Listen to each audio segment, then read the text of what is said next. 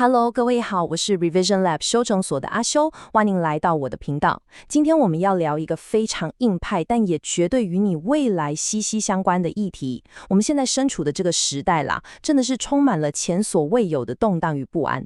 你可能每天打開新聞，都會看到各種極端氣候的災情，或者是哪裡又打起來了。很多人可能以為世界面臨的最大危機就是氣候變遷，但事實真的是這樣嗎？接下來這一點超級重要，我們必須要問自己一個非常核心的問題：在這個時代，究竟什麼才是我們面臨的最大單一威脅？過去這幾十年來，全世界幾乎把所有的焦點跟資源都放在對抗氣候變遷與地球暖化上面，對吧？這當然是絕對正確的。但是，當我們把目光全部集中在對抗大自然反撲的時候，我們其實忽略了人類自己製造出來的另一種毀滅性力量。這種力量的破壞速度其實早就超越了自然災害，並且直接威脅到了我們的經濟、社會，甚至是所有企業的存亡。這個比氣候變遷更迫切的危機叫做衝突變遷。這個概念呢，是由慈濟基金會的顏博文執行長所提出來的。大家對氣候變遷一定非常熟悉，但什麼是衝突變遷？簡單來說，它指的是因為地緣政治分裂、貿易保護主義興起以及社會內部的兩極化所引發的各種有形與無形的衝突。我們從邏輯上來做個深度拆解。大自然的災害雖然可怕，但我們現在其實已經有一套很成熟的防災系統，可以降低死傷。可是人類自己製造的衝突變遷，像是戰爭啦、貿易制裁，甚至是去全球化帶來的通貨膨脹，卻是在每一天直接剝奪無數人的生命與生計。根據統計數據，這幾年因為國際軍事與政治衝突而喪生的人數，早就遠遠超過極端氣候所造成的傷亡了。也就是說，現在的人禍真的比天災還要致命。我們繼續聊下去。當然，大環境的惡化依然是我們絕對無法逃避的現實。美國太空總署特別設立了7個用來衡量地球生命跡象的核心指標，包含了大氣中的二氧化碳濃度、地表溫度、北極海冰面積、冰層質量、海平面上升幅度、海洋暖化程度，還有純甲排放量。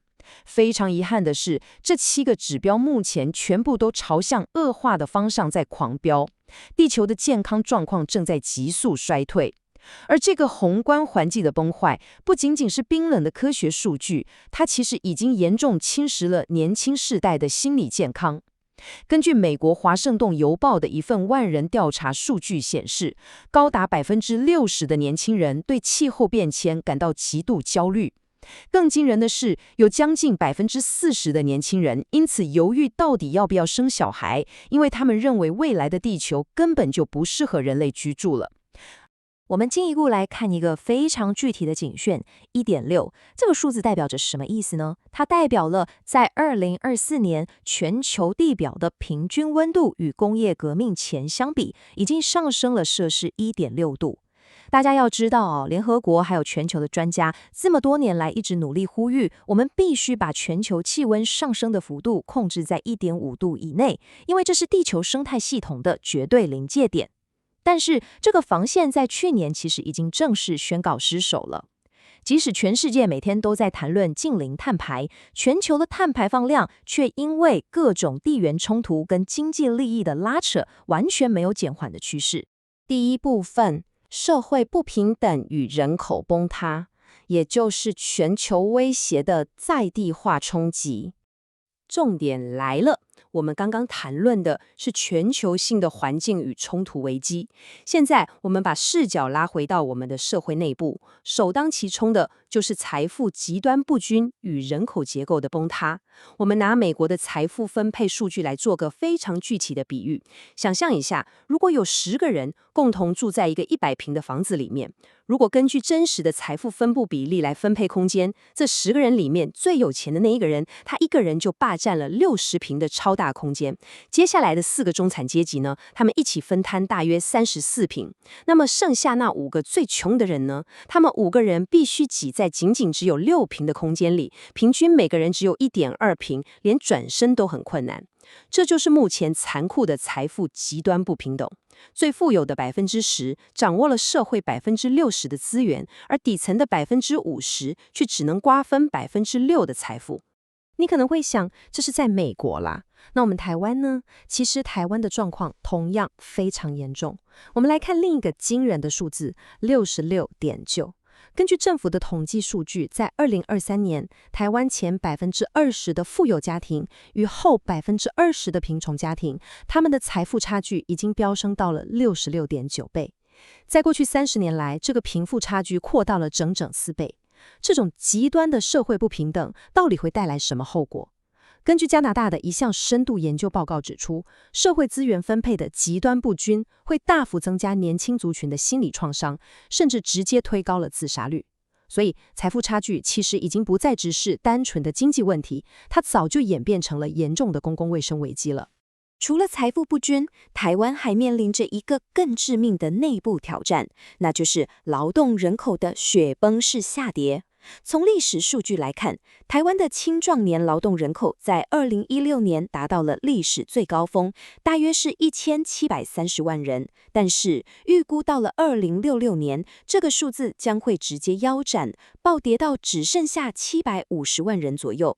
我們從經濟學的角度來做個深度分析，一個國家的國內生產毛額，也就是 GDP， 主要就是靠這群青壯年勞動人口貢獻出來的，對吧？當你的主要生產力人口直接減少了1000萬人，這等於是直接把國家的經濟引擎拆掉了一半。如果產業結構沒有發生奇蹟般的升級，這幾乎宣告了整體經濟實力的長期衰退。伴隨勞動人口銳減而來的是一個會讓人感到窒息的撫養比數字1。這意味着什麼？這意味着到了2066年，台灣社會將會達到1:1的極端撫養比，也就是說，每一個年輕人就必須要獨立撫養一位老年人。這形成了一個非常極端的社會現象，我們稱之為不生不滅。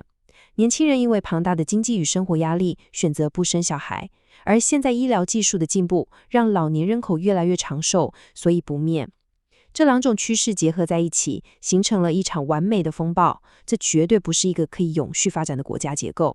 第二部分，社會結構的根本轉變，也就是數位孤立的時代。簡單整理一下剛剛的內容，我們前面分析了氣候變遷的環境挑戰，還有財富不均與少子化的經濟危機。現在我們要探討第三個巨大的宏觀改變，也就是人類文明已經正式進入了數位孤立的時代。我們來回顧一下過去90年來人類生活重心的演變歷史。90年前，一般人花最多時間相處的對象是家庭，家庭絕對是排在第一位。到了50年前，人類的重心轉移到了朋友身上，家庭退居第二。大約20年前，隨着商業社會的高速發展，同事變成了我們花費第二多時間相處的人。而到了今天呢，情況發生了徹底的結構性翻轉，網絡成為了現代人占用時間絕對的第一名，而家庭竟然已經暴跌到了第5名。這種人際連結的數位化與虛擬化帶來了非常嚴重的後遺症。根據哈佛大學與澳洲昆士蘭大學合作的一份全球性預測報告顯示，我們這一代人當中有高達50%的人在一生中會經歷至少一次嚴重的心理健康疾病。這種數位孤立與資訊爆炸，也直接反映在世界經濟論壇所公布的全球風險報告中。這份報告明確指出，全球前景正在持續惡化。目前排名前幾大的全球風險，包含了國際軍事衝突、極端氣候、地緣經濟對抗、假消息的氾濫，還有社會的兩極化。其中，假消息的威力真的超乎大家的想象。我舉個實務上的例子，美國最大的摩根大通銀行，他們現在每一天必須抵禦高達450億次的疑似網絡與資訊攻擊。你可以想象那個規模嗎？這些惡意資訊不斷地在網絡世界撕裂社會，導致社會失去中道的力量，大家不再有理性的中間地帶，只剩下極端與極端的对立。第三部分，企業墳場的血淋淋教訓，拒絕改變所帶來的滅亡。重點來嘍，當整個世界的宏觀環境、社會結構還有科技文明都發生如此劇烈改變的時候，如果我們選擇視而不見，會發生什麼事？我們現在就來看看企業墳場裡面的血淋淋教訓，來做個深度的企業驗屍報告。首先是柯達。柯達其實是全世界第一個發明數位相機技術的公司，但是他們為了保護既有傳統底片的龐大利潤，拒絕進行數位轉型，最後就是被整個時代無情的淘汰。再來是諾基亞。諾基亞曾經稱霸全球的手機硬體市場，但他們完全錯估了智慧型手機軟體生態系的崛起，死守着硬體思維，最終失去了整個江山。最後是英特爾。英特爾曾經是讓全世界敬畏的半導體霸主，但他們錯失了行動裝置的晶片市場，接着又減緩了先進製程的研發力道，最後又完全忽略了人工智慧爆發的趨勢，導致現在面臨非常嚴重的生存危機。從商業策略的邏輯來看，這些巨頭的致命傷全部都在於對宏觀環境變遷的遲鈍與傲慢。當諾基亞被微軟收購的時候，他們的前執行長說了一句非常著名，但也充滿無奈的話。他說：“我們沒有做錯任何事，但不知怎麼的，我們就是輸了。”這句話其實點出了一個非常殘酷的商業真相。在一個快速變遷的時代裡，沒有犯錯，這其實是一個非常低、非常低的標準。你只是守規矩、按部就班是絕對不夠的。當世界以10倍速在轉動的時候，你選擇站在原地不動，其實就等同於是在主動尋死。在充足變遷的時代，不改變本身就是最大的錯誤。第4部分，彈性適應者的生存法則，也就是達爾文的演化真理。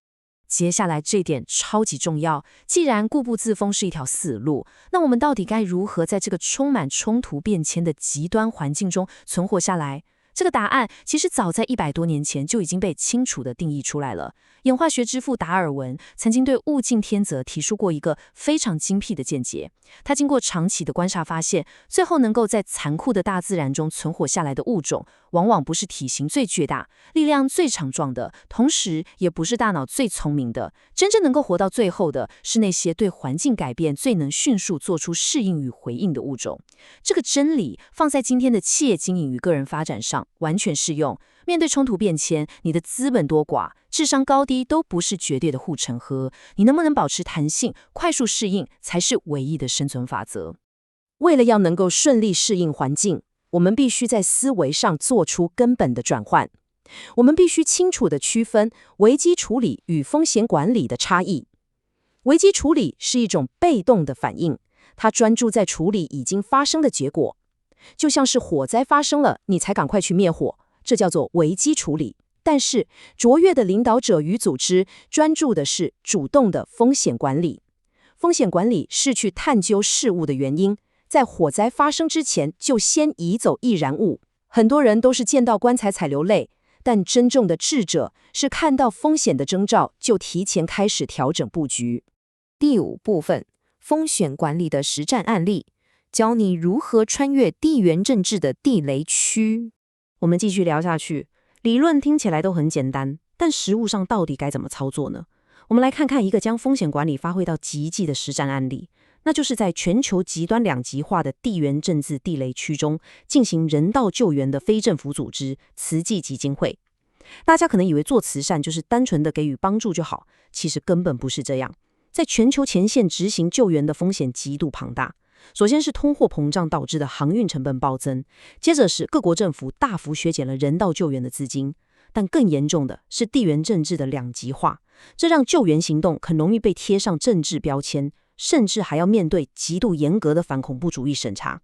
我舉個真實的例子，有一位在土耳其的志工，僅僅是因為他翻譯了一首含有星星與月亮歌詞的歌曲，就被當地政府懷疑裡面暗藏支持叛軍的密碼，當街就被蒙上眼睛抓走，當作恐怖分子審問。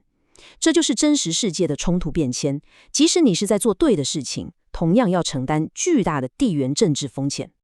為了克服這些極端的外部風險，組織必須主動推動3大轉型。第一是永續轉型，也就是落實 ESG 治理，確保組織運作不浪費資源，建立其長期的韌性。第二是數位與人工智慧轉型，將科技力量轉化為慈悲科技。例如，利用回收寶特瓶製作災區專用的環保毛毯，或者研發可以由單人背負進入無電災區的可攜式淨水設備。第三，則是人文轉型，在極端對立的世界裡，不選邊站，純粹以人道精神建立全球夥伴關係，與各國組織跨界合作。這三大轉型，就是主動適應衝突變遷的最佳武器。最後，我們把問題拋回給你。